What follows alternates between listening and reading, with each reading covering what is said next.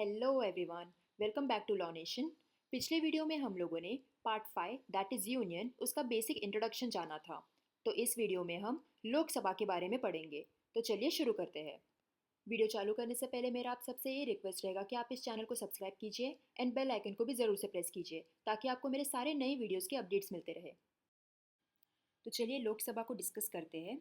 आज के वीडियो में हमें सारे सब टॉपिक्स कवर करेंगे, तो चलिए इन्हें एक एक करके अच्छे से समझ लेते हैं। तो हमारा सबसे पहला पॉइंट है स्टेटस इन पार्लियामेंट। लोकसभा का पार्लियामेंट में क्या स्टेटस है?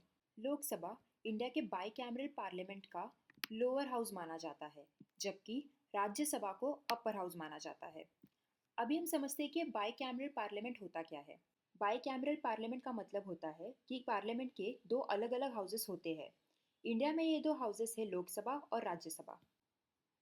अभी हम मेंबरशिप की बात करते हैं। लोकसभा के मेंबर्स को एमपीज यानी मेंबर ऑफ पार्लियामेंट कहा जाता है। लोकसभा के मेंबर्स का मैक्सिमम स्ट्रेंथ है 552 मेंबर्स, जिसमें से 530 स्टेट्स को रिप्रेजेंट करते हैं, 20 यूनियन टेरिटरीज को रिप्रेजेंट करते हैं और दो मेंबर्स ऐसे होते हैं जो एंग्लो इंडियन कमेटी से चुने जाते हैं, वो भी प्रेसिडेंट के द्वारा। एंग्लो इंडियंस वो लोग होते हैं जिनके एंसेस्टर्स इंडियंस और ब्रिटिशर्स दोनों होते हैं। इसका हम एक एग्जांपल ले सकते हैं। एक पर्सन जिसके फादर ब्रिटिशर है एंड उसकी मॉम इंडियन है, तो वो पर्सन एक एंग्लो इंडियन कहलाएगा। अभी हम लोकसभा के मेंबर्स की टर्म के बारे में बात करते हैं।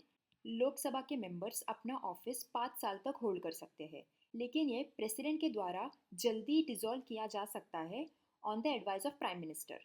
लेकिन जब भी नेशनल इमरजेंसी की बारी आती है तभी इनका टर्म 1 साल एक्सटेंड हो सकता है। हमारा नेक्स्ट पॉइंट है इलेक्शंस। लोकसभा के मेंबर्स डायरेक्ट इलेक्शंस के थ्रू इलेक्ट होते हैं based on universal adult suffrage. इसका मतलब एक व्यक्ति जो इंडियन सिटीजन है वो 18 साल के बाद वोट कर सकता है। इसे हम कहते हैं यूनिवर्सल अडल्ट सफरेज।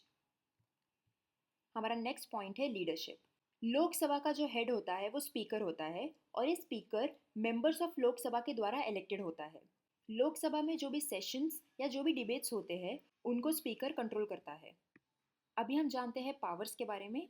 लोकसभा के पास लेजिस्लेटिव एंड फाइनेंशियल दोनों पावर्स होते हैं। ये एक ऐसा मात्र हाउस है जो सिर्फ और सिर्फ मनी बिल्स इंट्रोड्यूस कर सकता है। मनी बिल्स के बारे में हम आने वाले वीडियोस में डिटेल में समझेंगे। फाइनेंस के मामलों में लोकसभा के पास राज्यसभा से ज़्यादा पावर्स होते हैं। अभी हम बात करते हैं कि एक लोकसभा के मेंबर की क्या एलिजिबिलिटी होनी चाहिए। अगर आप एक लोकसभा के मेंबर बनना चाहते हो तो आपको क्या क्या क्राइटेरियाज फुलफिल करना पड़ेगा, चलिए देखते हैं। तो सबसे पहला पॉइंट है कि आपको सिटीजन ऑफ इंडिया यानी भारत का नागरिक रहना बहुत ज़रूरी है। एक फॉरेनर आके लोकसभा का मेंबर नहीं बन सकता।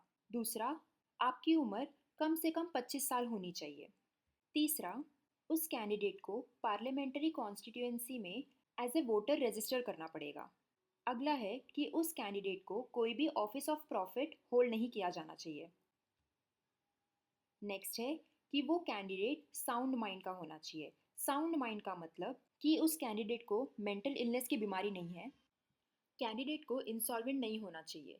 इंसॉल्वेंट का मतलब ये होता है कि एक पर्सन के पास पैसे नहीं है या वो कर्ज में है। अगर आपको लोकसभा का मेंबर बनना है तो आपको आपके सारे फाइनेंशियल लाइबिलिटीज एंड डेब्ट्स पहले से क्लियर कर देने चाहिए। अभी हम देखते हैं कि लोकसभा के मेंबर्स ओथ किसके सामने लेते हैं। तो लोकसभा के मेंबर्स प्रेसिडेंट ऑफ इंडिया के सामने ओथ लेते हैं या फिर ऐसे कोई पर्सन के सामने जो प्रेसिडेंट ऑफ इंडिया के द्वारा अपॉइंटेड हो।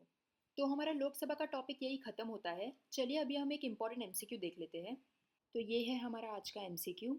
आप इसका आंसर मुझे कमेंट सेक्शन में बता सकते हो और अगर आपको इसका आंसर ना आए तो आप मुझे कमेंट सेक्शन में पिंग कर सकते हो, मैं आपको इसका आंसर बता दूंगी।